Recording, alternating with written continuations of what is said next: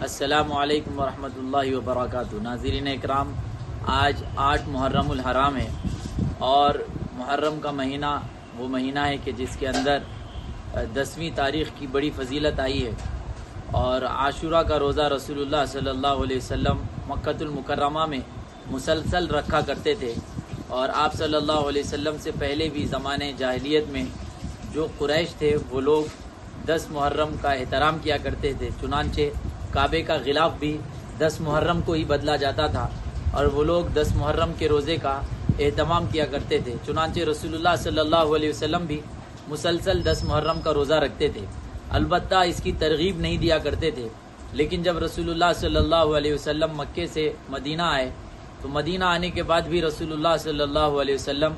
10 محرم کا روزہ رکھا کرتے تھے۔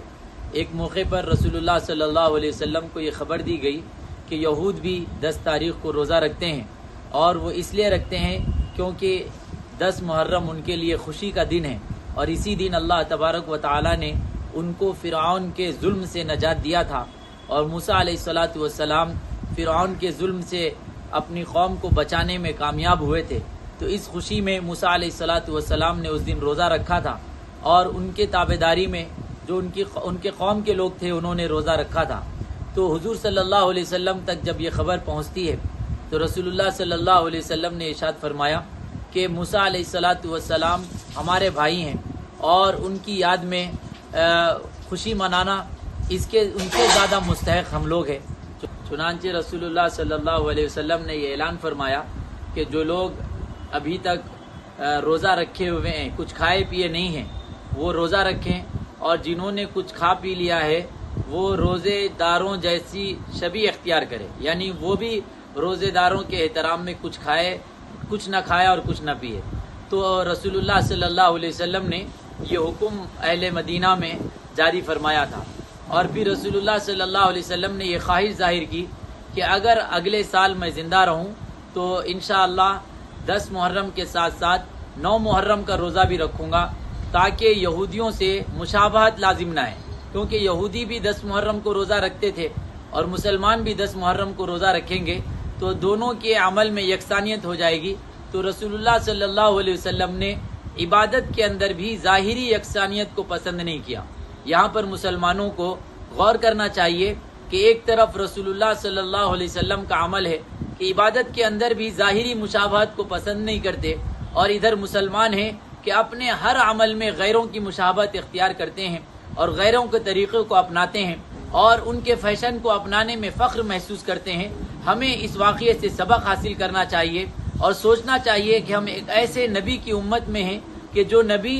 عمل کے اندر ظاہری مشابہت کو بھی پسند نہیں کرتے تھے، اور ہمارا آج کا اٹھنا بیٹھنا، رہنا سہنا اور لین دین تمام ہی معاملات غیروں کے مطابق ہو رہے ہیں۔ رسول اللہ صلی اللہ علیہ وسلم نے ارشاد فرمایا، من تشبہ بقوم فہو منہم، جو کسی قوم کی مشابہت اختیار کرے وہ اس قوم میں سے ہوتا ہے، ان کا معاملہ قیامت کے دن انہی لوگوں کے ساتھ ہوگا۔ بہرحال رسول اللہ صلی اللہ علیہ وسلم نے یہ ارادہ ظاہر فرمایا کہ اگلے سال اگر میں زندہ رہوں تو 10 کے ساتھ ساتھ 9 محرم الحرام کا روزہ بھی رکھوں گا، لیکن اگلے سال 9 محرم آنے سے پہلے حضور صلی اللہ علیہ وسلم کا وصال ہو جاتا ہے۔ چنانچہ حضور صلی اللہ علیہ وسلم کے ارادے پر عمل کرتے ہوئے مسلمانوں کو چاہیے کہ 10 محرم کے ساتھ ساتھ 9 محرم کا روزہ بھی رکھے، یا 10 محرم کے ساتھ ساتھ 11 محرم کا روزہ بھی رکھے، تاکہ یہودیوں سے مشابہت لازم نہ ہے۔ اور اگر کوئی شخص 2 دن کے روزے پر قادر نہ ہو تو اس کو چاہیے کہ کم سے کم 10 محرم الحرام کا روزہ رکھ لے۔ اس روزے کی فضیلت یہ ہے کہ اللہ تعالیٰ اس ایک روزے کے بدلے 1 سال پہلے کے گناہ کو معاف فرما دیتے ہیں۔ تو اور یہاں پر یہ بات بھی واضح ہونا ضروری ہے کہ 1 سال پہلے کا گناہ معاف ہونے کا مطلب یہ ہے کہ جو حقوق اللہ ہے، حقوق العباد معاف نہیں ہوتا ہے۔ کوئی شخص 10 محرم کا روزہ رکھ لے اور وہ یہ سوچے کہ 1 سال پہلے کا گناہ معاف ہو گیا، چنانچہ 1 سال کے اندر جس سے قرضہ لیے تھے وہ بھی معاف ہو گیا، تو ایسا نہیں ہوتا ہے۔ حقوق العباد معاف نہیں ہوتے، حقوق اللہ معاف ہوتے ہیں۔ حقوق اللہ میں بھی وہ معاف ہوتا ہے جو فرائض کے قبیل سے نہ ہو۔ اگر کسی شخص کی نماز قضا ہے، روزے قضا ہیں، تو وہ اگر 10 محرم کا روزہ رکھے گا تو اس کے بدلے رمضان کے روزے معاف نہیں ہوں گے، یا یہ کہ اس سے جو نمازیں اس کی قضا ہو چکی ہے وہ معاف نہیں ہوں گے، وہ نمازیں اس کو پڑھنی پڑے گی. تو یہ جو 1 سال پہلے کے گناہ معاف ہونے کی بات ہے، یہ صغیرہ گناہ معاف ہوتے ہیں. تو بہرحال یہ بھی بڑی فضیلت ہے کہ 1 سال پہلے کے ہمارے صغیرہ گناہ معاف ہو جائے. لہذا مسلمانوں کو چاہیے کہ اس روزے کا خاص طور پر اہتمام کریں. اللہ تعالی ہمیں عمل کی توفیق عطا فرمائے.